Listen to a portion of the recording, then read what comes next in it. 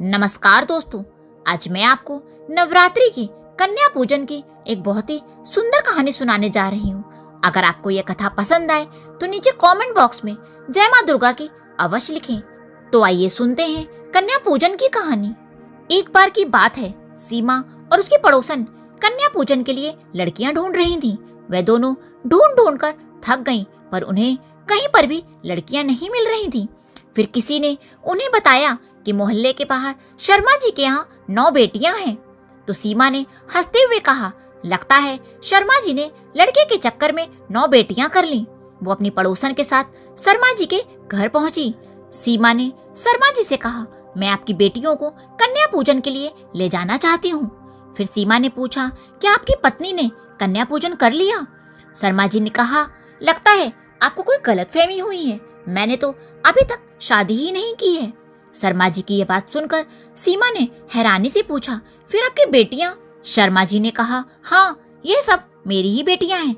मैंने इन्हें न जाने कहां कहां से पाया है, किसी को मंदिर से, किसी को चौराहे से, तो किसी को अस्पताल के बाहर से।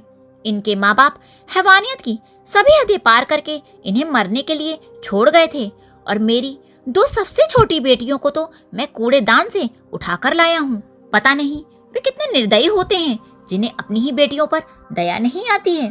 और मेरी ये वाली सुंदर सी बेटी जो थोड़ा लंगड़ा कर चलती है, वो तो मुझे यहीं तालाब के पास मिली थी। मैंने देखा था कि कैसे एक गाड़ी तालाब के पास आकर रुकी और एक बैग को फेंक कर जल्दी से आगे चली गई। न जाने उन्हें किस चीज की जल्दी थी।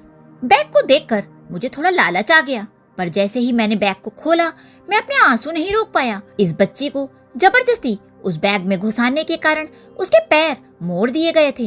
आज उस बात को 7 साल बीत चुके हैं, पर आज भी ये बच्ची अपने पैरों को देखकर मायूस हो जाती है। शर्मा जी की बात सुनकर सीमा को एहसास हो गया था कि सही मायने में तो शर्मा जी ही उनके पिता थे। सीमा उन बच्चियों को पूजन के लिए अपने घर ले आई। कन्या पूजन करते समय वे सोच रही थी कि जो लोग अपनी बेटियों के साथ ऐसा करते हैं, वो हम में से ही कोई एक होते होंगे। क्यों लोग अपनी बेटी को मारकर नवरात्रों में दूसरों की बेटियों की पूजा करते हैं? जो लोग अपनी बेटियों को मार देते हैं, क्या वो लोग भी कन्या पूजन इसी तरह मनाते होंगे? तो दोस्तों, आज की कहानी का अंत हम एक सीख के साथ करते हैं।